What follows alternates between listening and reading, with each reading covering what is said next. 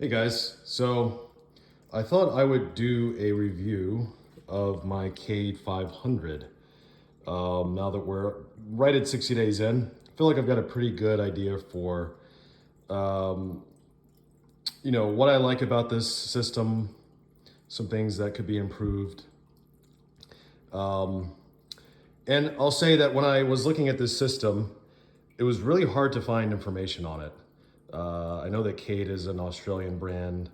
Um, More limited distribution in the US than some others like Red Sea and Waterbox. So, hopefully this will help some others out there that are looking at this system. In short, it's a really great system. I've enjoyed it so far. It has some really unique features that I think set it apart from some others. But what I'll do is just quickly kind of run through the display, the stand and the sump, talk about why I picked this system over some others, and then wrap up with just a few high points and some areas for improvement. Bear with me, this is my first YouTube review, so it's unscripted and raw, but let's just jump in. So first thing is the display. So the display is just over 30 gallons. Kate listed it 30.3 gallons. And the sump is 8 gallons, so you're looking at about 38 gallons of total water volume. The display is a 20-inch cube, so it's 20 inches long, 20 inches wide, 20 inches high, and there is a ATO reservoir on the back that adds about 2 inches to it, so it's actually about 22 inches deep.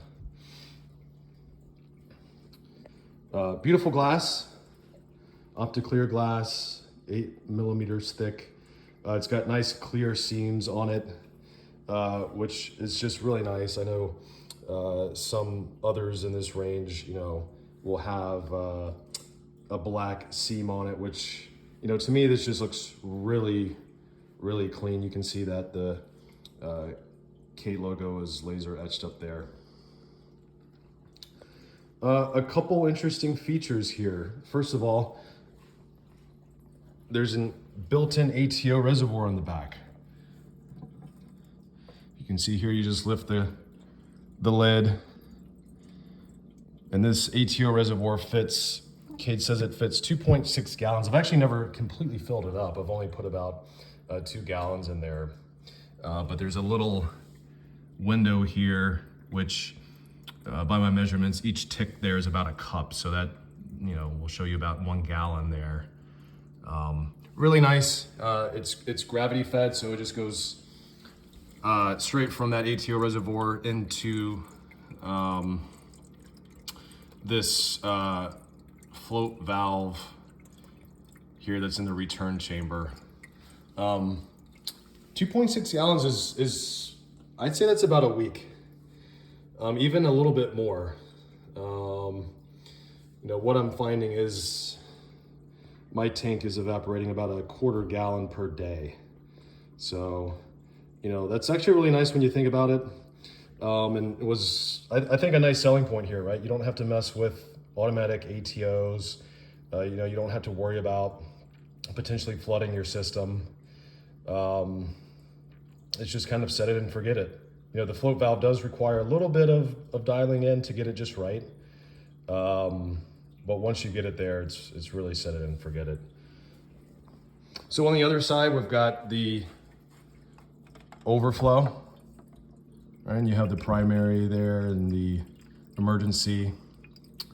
You can see there's just the slightest trickle going into my emergency. That just seems to be the sweet spot for me. It did take about a week or two to really dial this thing in, but after that, I haven't had to touch it. And it's quiet, if you can hear that. Mine runs a little bit louder because I actually keep my water level just a little bit lower than they recommend for my skimmer. But if I were to increase the water level about 1 inch, this would be completely silent. So you can see in the back, there's actually 2 weirs, which is unique. I had never seen that before. I actually saw on a Cade forum, the owner had actually mentioned that like 90% of the return flow is actually coming through this lower weir, and you can actually see it, right? If you kick up some dust, you can see that almost all that flow is going down there, right? So that's pretty cool, right? In terms of just keeping detritus out of the system and getting good flow. Again, there's a little viewport here so you can see what your overflow level's running at.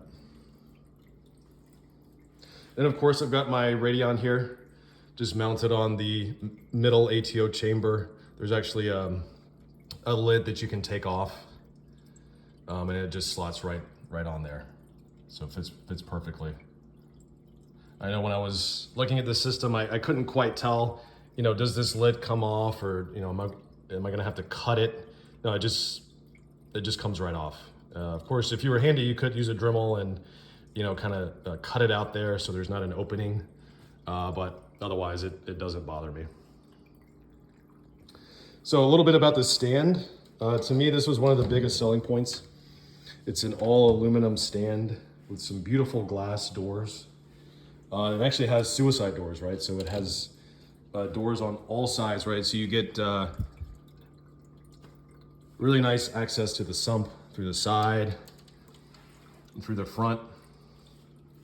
And then there's a control panel on the right side where you can put all of your power supplies, all of your controllers. It actually has a built-in power supply, which I actually don't use. It's a nice backup though. If for some reason I needed it or my controller failed, I can always use it. Cable management is okay. I could probably improve this a little bit. I eventually will, but for now it's getting the job done. But you can see I've got 3 controllers in there. Inkbird, still have plenty of room. I'll probably put a doser in here, as well as a dosing container. I've seen some pretty cool setups where they actually take like a Voss bottle or something, and you can have your dosers in here. So really cool, right? Keeps everything inside the stand. No external wires, no external cabinets, nothing mounted on the outside of the tank. Just super clean. To me, this was a big selling point.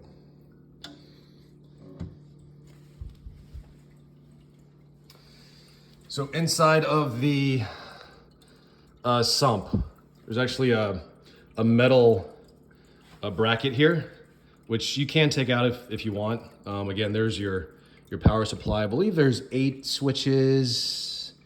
Actually, there's 6 switches in there. If you're not using a controller, that should be more than enough for a tank this size.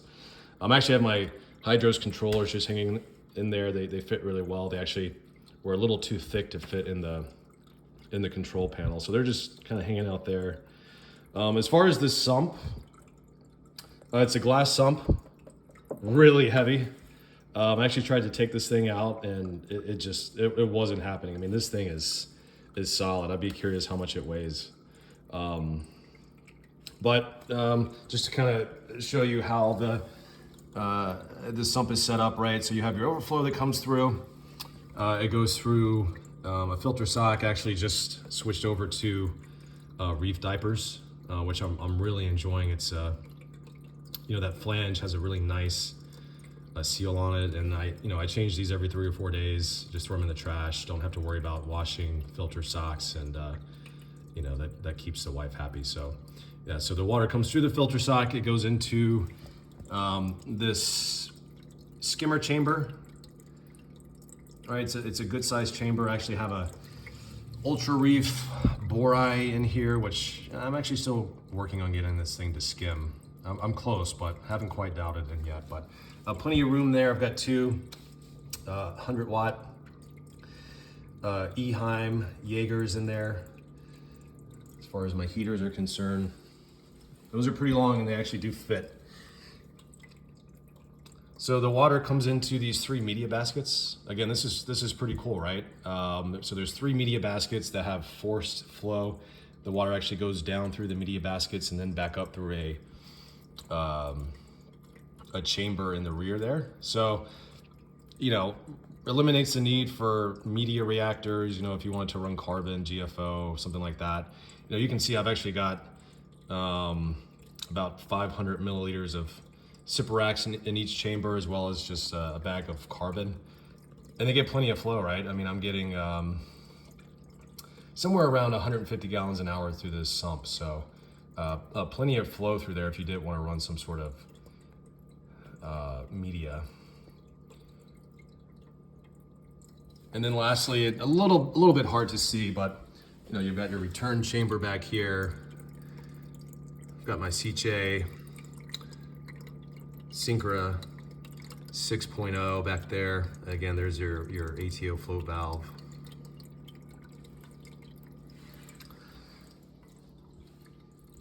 I will note there is a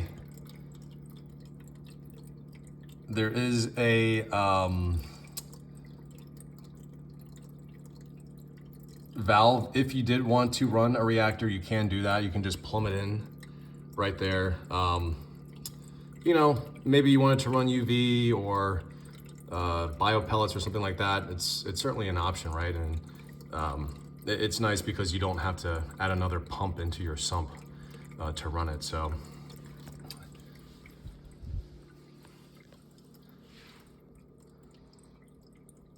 yeah, so as far as impressions, I love this system.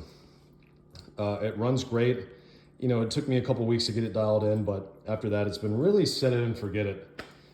You know, it runs quiet, it's consistent. Don't really have to adjust it very often. Like I said, I haven't touched the overflow in probably 4 weeks. You know, really all I have to do is just change my filter sock every few days, empty my skimmer cup occasionally, and then, you know, I do weekly water changes. But really happy with the system. As far as why I picked this over Red Sea water box, part of it was the stand for sure. You know, having that beautiful aluminum stand, you know, really sets itself apart. It looks great in my living room. Also like some of the other features like the ATO, reservoir, the controller cabinet, right?